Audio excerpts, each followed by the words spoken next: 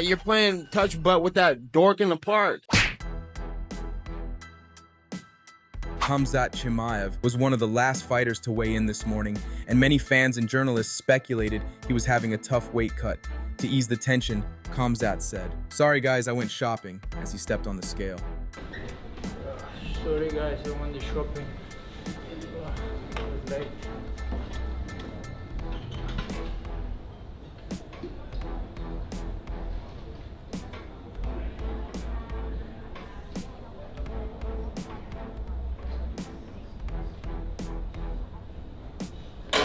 $186. 186, the official weight for Khamzat Chimaev.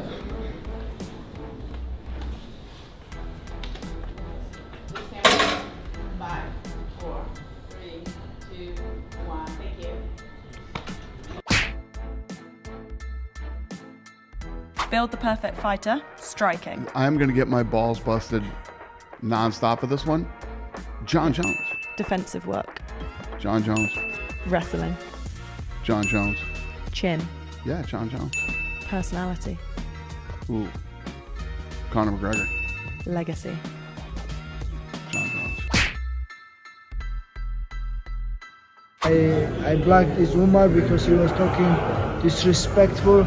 Even I was ready for fight him, but he was just was disrespectful in Twitter and talking very disrespectful like this, and that's why I blocked him. I have a problem with Umar because he was talking trash, and he should not disrespect me, you know. He called me liar. I'm not liar, man. I said welcome, I said fight, and I was respectful. I said when he come UFC, I said congratulations, welcome to UFC. I was happy for him. I was shaking hands and I was talking to him and I was normal and whatever, but he's talking disrespectful. We have to be men first and then fighters after, you know.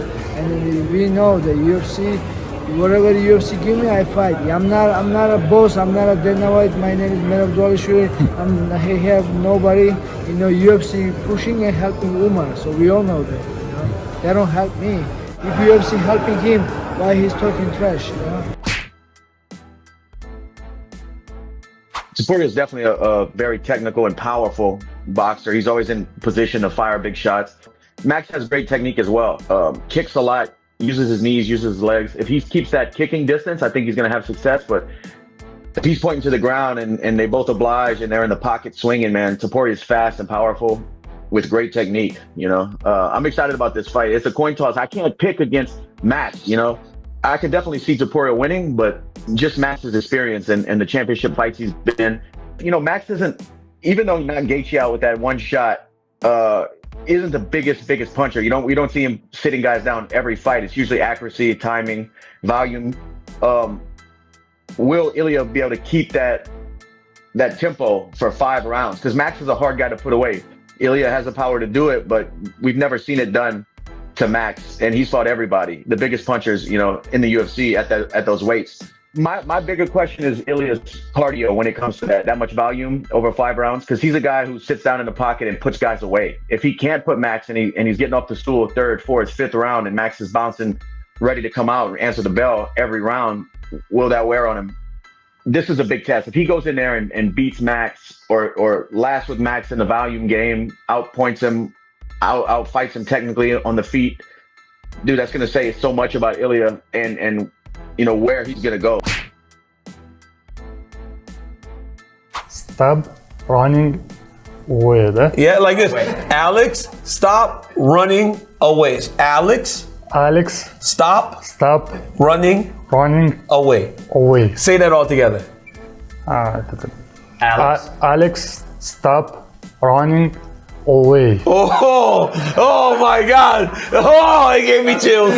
That gave me chills. Guys.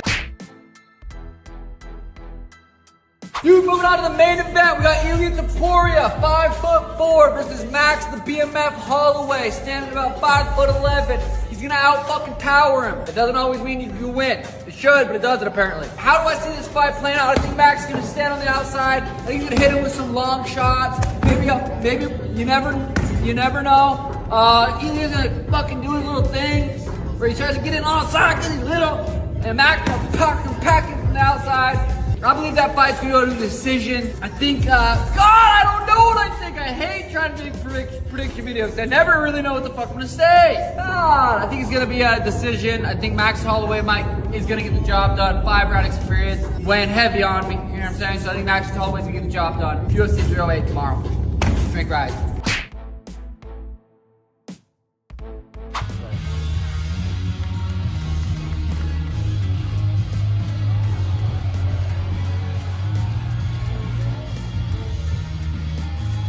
All right, gentlemen. Thank you. Good luck tomorrow night.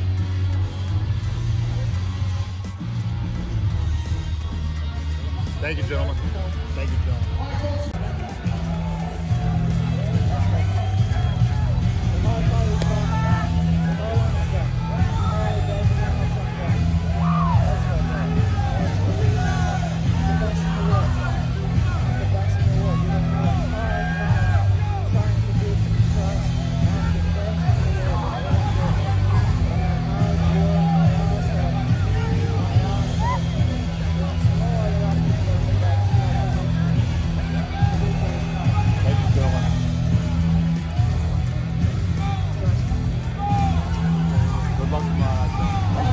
Ilia, it was a pretty intense face-off, and you were talking to Max quite a bit. Can you share with us what you were saying, because we couldn't hear it? I told him that I'm the best fighter in the world, that I have worked my ass off, and the victory is going to be my only option tomorrow night. So that's the conversations I had with him. I didn't get any answer from his side, so he seems to be very, very nervous. He's struggling a lot. Okay, we asked him about you saying you're going to knock him out in the first round. He said many have said that before and not been able to do it. I know you've got supreme confidence, but what makes you different and what makes you the man that could potentially do this to Max Holloway? I don't want him to compare me with anyone he faced in the past. I'm different. He called himself a problem solver, but tomorrow night he's going to have a problem in front of him calling a matador. He calls himself the bull, and we all know what the matador does with the bull.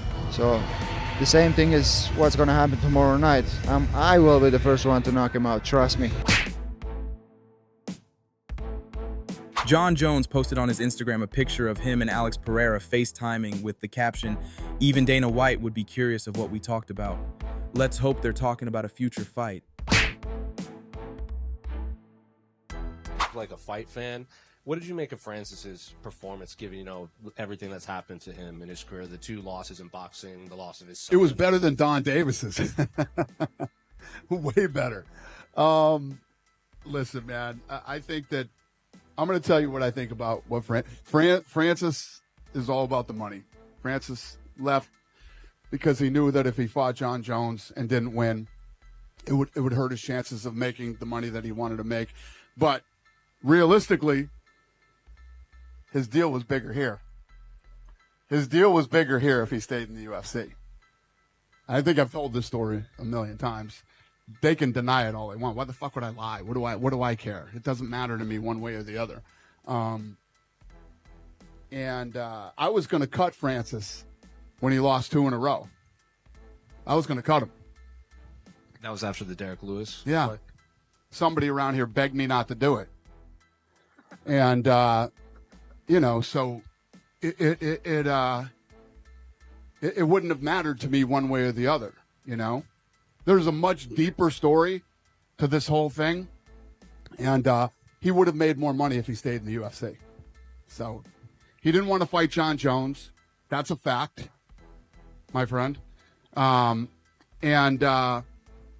moving on. Obviously, everybody loves Tom Aspinall and wants to see Jones and Aspinall or Stipe and Aspinall. And I feel like when Stipe and John were young, John was 23, youngest champion ever in UFC history, and somebody gave him an opportunity. And I think that Stipe and John, whoever wins, should give Aspinall the same opportunity they had. So all these rumors of, John and Stipe both retiring, have you talked to them about that at all? Yeah, I think that both John and Stipe will say they're going to retire because they're going to start negotiating, and whatever the negotiation is, we will get the deal done.